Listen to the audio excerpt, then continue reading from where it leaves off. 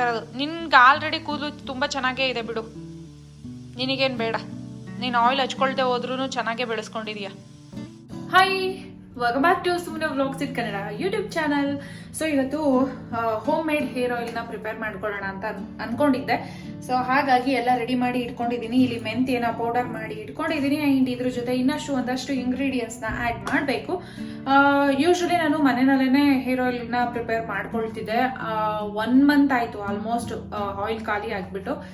So ಇವಾಗ ಸರಿ ಹೊಸದಾಗಿ ಪ್ರಿಪೇರ್ ಮಾಡೋಣ ಅಂತ ಅನ್ಕೊಂಡು ರೆಡಿ ಮಾಡ್ಕೊಳ್ತಾ ಇದ್ದೀನಿ.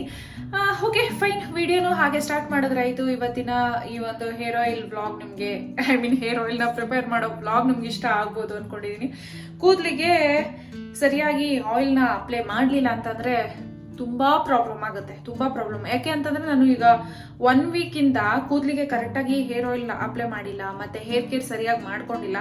ಅಂದ್ರೆ ಲಾಸ್ಟ್ ನಾನು ಹೆನ್ನ ಯೂಸ್ ಮಾಡಿದ್ದೆ ಅಲ್ಲ, ಸೊ ಅದಾದ್ಮೇಲೆ ಮತ್ತೆ ಏನೂ ಮಾಡಿಲ್ಲ, ಬಿಸಿ ಅಂತ ಅನ್ಕೊಂಡು. ಹಾಗಾಗಿ ಸ್ವಲ್ಪ ಹೇರ್ ಫಾಲ್ ಸ್ಟಾರ್ಟ್ ಆಗ್ತಾ ಇತ್ತು. ಹಾಗಾಗಿ ಫಟಾಫಟ್ ಅಂತ ಅಂದ್ಬಿಟ್ಟು ಹೋಮ್ ಮೇಡ್ ಹೇರ್ ಆಯಿಲ್ನ ಪ್ರಿಪೇರ್ ಮಾಡ್ಕೊಂಡ್ಬಿಡೋಣ. ಏನೇನು ಬೇಕು, ಹೇಗೆ ಮಾಡೋದು ಎಲ್ಲ ತಿಳಿಸ್ಕೊಡ್ತೀನಿ. ಅದಕ್ಕೂ ಮೊದಲನೇ ಬಾರಿಗೆ ನನ್ನ ಚಾನಲ್ ವಿಸಿಟ್ ಮಾಡಿದ್ರೆ ಪ್ಲೀಸ್ ಸಬ್ಸ್ಕ್ರೈಬ್ ಮಾಡ್ಕೊಳ್ಳಿ. ಹಾಗೆ ಪಕ್ಕದಲ್ಲೇ ಕಾಣೋ ಬೆಲ್ ಐಕನ್ ಕ್ಲಿಕ್ ಮಾಡೋದನ್ನ ಮಿಸ್ ಮಾಡದೆ ಕ್ಲಿಕ್ ಮಾಡಿ. ಓಕೆ ಬನ್ನಿ, ಚಲೋ ಸ್ಟಾರ್ಟ್ ಮಾಡೋಣ.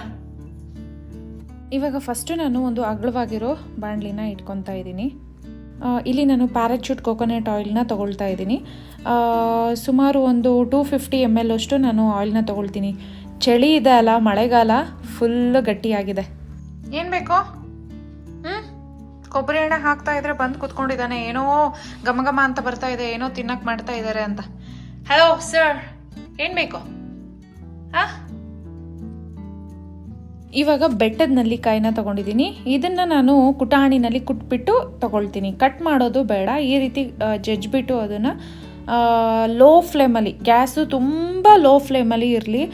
ನೀವು ತುಂಬ ಬೇಗ ಆಗೋಗ್ಬಿಡ್ಲಿ ಅಂತ ಜಾಸ್ತಿ ಮಾಡಿದ್ರಿ ಅಂತಂದರೆ ಗ್ಯಾಸ್ ಫ್ಲೇಮ್ನ, ಅದಕ್ಕೂ ನಿಮಗೆ ಆಯಿಲ್ ಚೆನ್ನಾಗಿ ಆಗಲ್ಲ, ಎಲ್ಲ ರೋಸ್ಟ್ ಆಗೋಗ್ಬಿಡುತ್ತೆ, ಸರಿ ಅನ್ಸೋದಿಲ್ಲ. ಈಗ ನಾನು ಮೆಂತ್ಯೆ ದಪ್ಪಕ್ಕೆ ಏನು ಮಿಕ್ಸಿನಲ್ಲಿ ಹಾಕಿದ್ದೆ, ಸೊ ಗ್ರೈಂಡ್ ಮಾಡಿದ್ದೆ, ಅದನ್ನು ಹಾಕಿದ್ದೀನಿ. ಇದನ್ನು ಲೋ ಫ್ಲೇಮಲ್ಲಿ ಹಾಗೆ ಬಿಟ್ಬಿಡೋಣ. ನಾನೇನೋ ಪ್ರಿಪೇರ್ ತಿನ್ನೋದು ಮಾಡ್ತಾ ಇಲ್ವೋ ಅವನು, ನಾನೇನೋ ಪ್ರಿಪೇರ್ ಮಾಡ್ತಾ ಇದ್ದೀನಿ ತಿನ್ನೋದು ಅಂತ ವೆಯ್ಟ್ ಮಾಡ್ತಾ ಇದ್ದಾನೆ.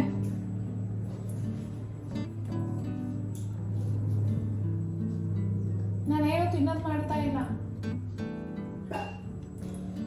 ನೋಡಿ, ಅಲ್ಲೋ ಕೂತ್ಕೊಂಡು ನೋಡ್ತಾ ಇದ್ದಾನೆ ಕಳ್ಳಂತರ. ನೋಡಿಲಿ ಯಾರಿಲ್ಲಿ, ಯಾರಿದಾರ ಅಲ್ಲಿ? ಘಮ ಅಂತ ಏನೋ ಮಾಡ್ತಾ ಇದ್ದಾರೆ ಅಂತ ಅಲ್ವೇನೋ, ಅದಕ್ಕೆ ಕಾಯ್ತಾ ಕೂತಿದ್ದಾನೆ ಅಲ್ವಮ್ಮ? ಕಾಯ್ತಾ ಇದೀಯಾ? ಏನ್ ಬೇಕು ನಿಂಗೆ? ತಿನ್ಬೇಕಾ? ಓಕೆ. ಈಗ ನೋಡಿ ಎಷ್ಟು ದೊಡ್ಡ ಬಬಲ್ಸ್ಗಳು ಬರ್ತಾ ಇದೆ. ನಾನು ಅವಾಗಲೇ ಹಾಕಿದ್ದೆ ಅಲ್ಲ, ಮಿಕ್ಸ್ ಮಾಡಿರಲಿಲ್ಲ, ಜಸ್ಟ್ ಹಾಗೇ ಅದು ಬಾಯ್ಲ್ ಆಗಲಿ ಅಂತ ಬಿಟ್ಟಿದ್ದೆ. ಈಗ ಅದು ಎಲ್ಲ ಎಕ್ಸ್ಪೆಂಡ್ ಆಗ್ತಾ ಹೋಗುತ್ತೆ, ಸುತ್ತ ಹರಡ್ಕೊಬಿಡುತ್ತೆ, ಆ ಕಡೆ ಈ ಕಡೆ ಆಯಿಲಲ್ಲಿ ಚೆನ್ನಾಗಿ ಮಿಕ್ಸ್ ಆಗುತ್ತೆ. ಸೊ ಆಮೇಲೆ ನಾನು ಇದನ್ನು ಮಿಕ್ಸ್ ಮಾಡ್ಕೊಳ್ತಾ ಇದ್ದೀನಿ. ಈ ಒಂದು ಬೆಟ್ಟದ ನೆಲ್ಲಿಕಾಯಿ ಗೋಲ್ಡನ್ ಬ್ರೌನ್ ಬರಬೇಕು. ನಿಮಗೆ ಅದು ಹೋಗ್ತಾ ಗೊತ್ತಾಗುತ್ತೆ. ಈಗ ಅದು ನೊರೆಗಳೆಲ್ಲ ಎಷ್ಟೊಂದು ಬರ್ತಾ ಇದೆ ನೋಡಿ, ಅಲ್ಲಿಗೆ ಚೆನ್ನಾಗಿ ಬೇಯ್ತಾ ಇದೆ ಅಂತ ಅನ್ನೋದು ನಮಗೆ ಗೊತ್ತಾಗುತ್ತೆ.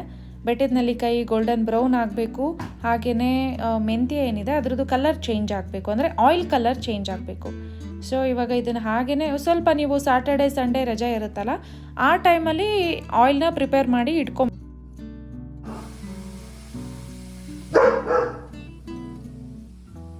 ಹೋಗ್ತಾನೆ ಬರ್ತಾನೆ. ನನ್ನ ಕೂದಲಿಗೆ ಆಯಿಲ್ ಪ್ರಿಪೇರ್ ಮಾಡ್ತಾ ಇರೋದು. ನಿನ್ಗೆ ಆಲ್ರೆಡಿ ಕೂದಲು ತುಂಬ ಚೆನ್ನಾಗೇ ಇದೆ ಬಿಡು, ನಿನಗೇನು ಬೇಡ. ನೀನು ಆಯಿಲ್ ಹಚ್ಕೊಳ್ದೆ ಹೋದ್ರೂ ಚೆನ್ನಾಗೇ ಬೆಳೆಸ್ಕೊಂಡಿದೀಯ ಅಲ್ವಾ? ಇವಾಗ ನೀವು ನೋಡಿ, ಹಿಂದಿನ ಕ್ಲಿಪ್ಪಲ್ಲಿ ನೀವು ನೋಡಿದ್ರಿ ನೊರೆ ತುಂಬ ಜಾಸ್ತಿ ಇತ್ತು, ಬಬಲ್ಸ್ ತುಂಬ ಜಾಸ್ತಿ ಇತ್ತು. ಸೊ ಆವಾಗ ಇನ್ನೂ ಪ್ರಿಪೇರ್ ಆಗ್ತಾ ಇದೆ. ಈಗ ಅರ್ಧ ಬಂದಿದೆ, ಆಯಿಲ್ ಒಂದು ಕನ್ಸಿಸ್ಟೆನ್ಸಿನಲ್ಲಿ ಬರ್ತಾ ಇದೆ, ನೊರೆಗಳೆಲ್ಲ ಕಡಿಮೆ ಆಗಿದೆ. ಸೊ ಈ ಒಂದು ಹೇರ್ ಆಯಿಲ್ ಯೂಸ್ ಮಾಡೋದ್ರಿಂದ ಬೆನಿಫಿಟ್ಸ್ ಏನು, ಬನ್ನಿ ನೋಡೋಣ.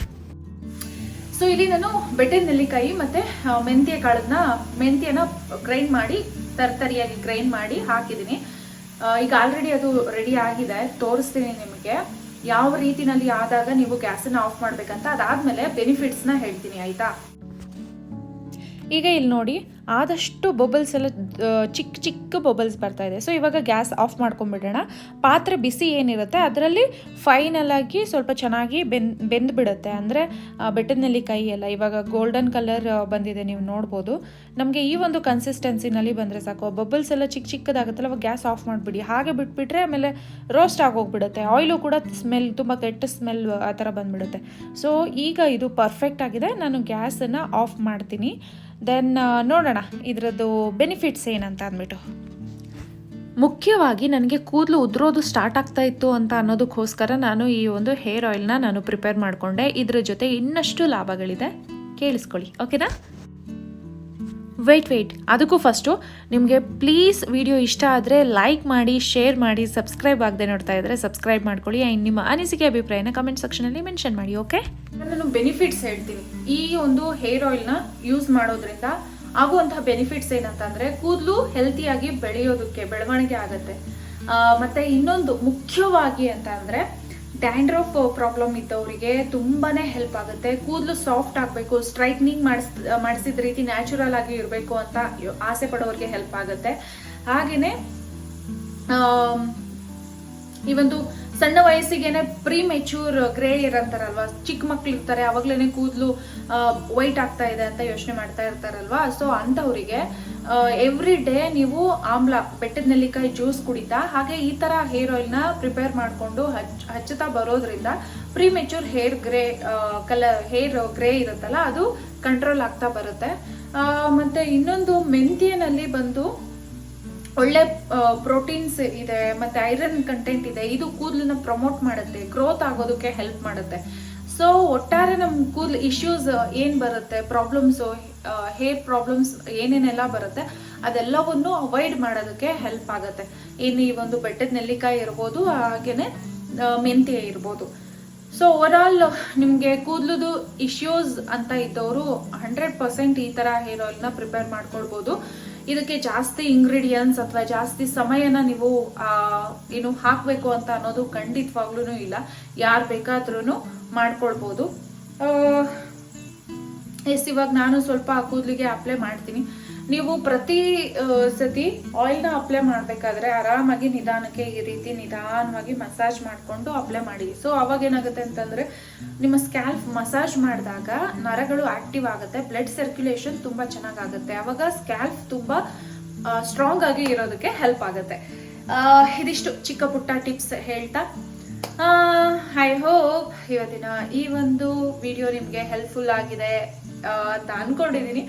ಅಪ್ಕಮಿಂಗ್ ಯಾವ ರೀತಿ ಕೂದಲಿಗೆ ಆಯಿಲ್ನ ಅಪ್ಲೈ ಮಾಡ್ಕೊಳ್ಬೇಕು ಅಂತ ಅಂದ್ಬಿಟ್ಟು ಖಂಡಿತ ಇದೇ ಆಯಿಲ್ನ ಯೂಸ್ ಮಾಡಿಕೊಂಡು ನೆಕ್ಸ್ಟ್ ವಿಡಿಯೋದಲ್ಲಿ ನಿಮ್ಮ ಜೊತೆ ಶೇರ್ ಮಾಡ್ತೀನಿ, ಓಕೆನಾ?